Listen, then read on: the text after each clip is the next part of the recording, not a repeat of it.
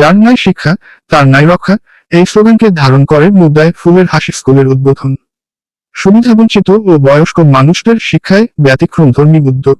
রাজধানীর মুদ্রায় যে এস গ্রামার হাই স্কুল প্রাঙ্গণে উৎসবমুখর পরিবেশ ও জমকালো আয়োজনের মধ্য দিয়ে উদ্বোধন করা হয় সুবিধাবঞ্চিত ও বয়স্ক মানুষদের জন্য ব্যতিক্রমধর্মী শিক্ষা কার্যক্রম ফুলের হাসি স্কুল এর দ্বিতীয় শাখা।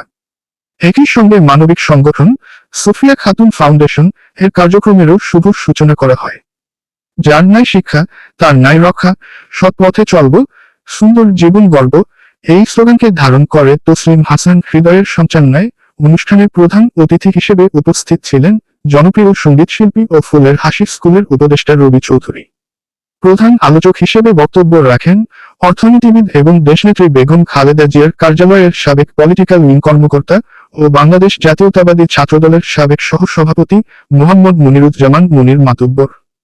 বিশেষ অতিথি হিসেবে উপস্থিত ছিলেন ক্যাপ্টেন মোহসিন আলম, মহিউদ্দিন আমিন, সঙ্গীতশিল্পী ও কন্টেন্ট ক্রিয়েটর আকাশ ইসলাম, রাব্বি গ্রুপের national sales manager Mohammad Shawkatuzzaman Khan, বাংলাদেশের অন্যতম সর্বোচ্চ সংখ্যক রক্তদাতা ও সমাজকর্মী Javed Nasim, JS grammar high স্কুলের chairman Mohammad Shamsuzzahan, advocate Tanvir Hossain Khan, seed ফাউন্ডেশনের নির্বাহী পরিচালক Ariful Islam, hope alliance of বাংলাদেশের প্রতিষ্ঠাতা সভাপতি জনাব কামরুল হাসান মেহেদী সহ বিভিন্ন সামাজিক, সাংস্কৃতিক ও মানবিক সংগঠনের প্রতিনিধিরা।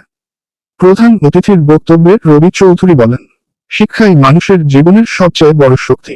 সমাজের সুবিধাবঞ্চিত ও অবহেলিত মানুষদের জন্য ফুলের হাসি স্কুল যে মানবিক ও ব্যতিক্রমধর্মী উদ্যোগ গ্রহণ করেছে তা সত্যি অনুপ্রেরণাদায়ক।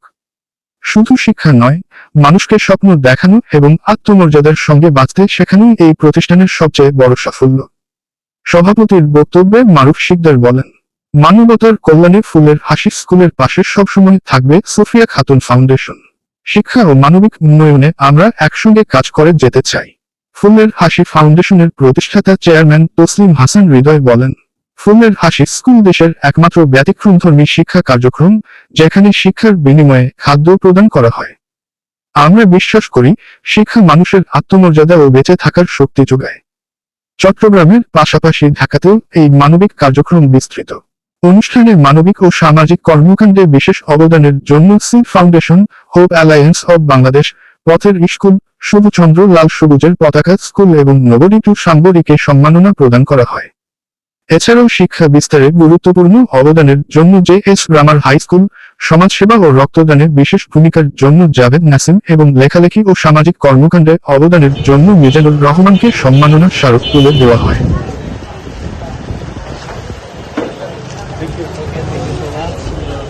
আমার রক্তের গ্রুপটা কি এটা জানতে জানতে অনেক সময় বাচ্চা মারা যায়।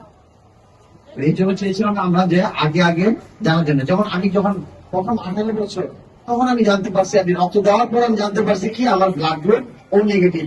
তার আমি আপনাদের থাকে আমার কয়েকটা প্রোগ্রাম ছিল, আজকে অনেকগুলো প্রোগ্রাম ছিল।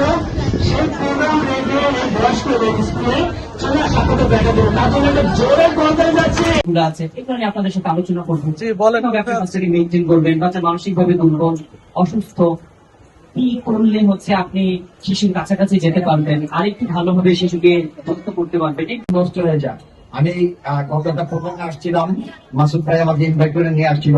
আমি চেয়েছিলাম যে স্কুলের বাচ্চাদের এবং হচ্ছে যারা স্কুলের যারা ওই স্কুলের বাচ্চারা আছে তাদের ব্লাড গ্রুপিং করার জন্য। কারণ অনেক সময় অ্যাক্সিডেন্ট করলে দেখা যায় যে বাংলাদেশ আমার মরণ বাংলাদেশ, প্রথম বাংলাদেশ আমার শেষ বাংলাদেশ, জীবন বাংলাদেশ আমার মরণ বাংলাদেশ, বাংলাদেশ বাংলাদেশ বাংলাদেশ বাংলাদেশ বাংলাদেশ। আমাদের প্রধানমন্ত্রী, বর্তমান প্রধানমন্ত্রী তারেক রহমান কি বলেছেন? সবার আগে বাংলাদেশ। আমরা আশা করি আমাদের প্রধানমন্ত্রীর সাহায্য আমরা পাবো যদি ওনার কাছে এটা পৌঁছে যায় ইনশাআল্লাহ। এরকম এটা বড় আকারে হবে এই মানবিক, এটা মানবিক কি ফুলের হাসি স্কুল, ফুলের হাসি ফাউন্ডেশন, শিক্ষার বিনিময়ে খাদ্য। এটা যদি ওনার কাছে পৌঁছে যায় দেখবেন উনি কাউকে পাঠিয়ে দিয়েছে স্কুলে সহায়তা করার জন্য।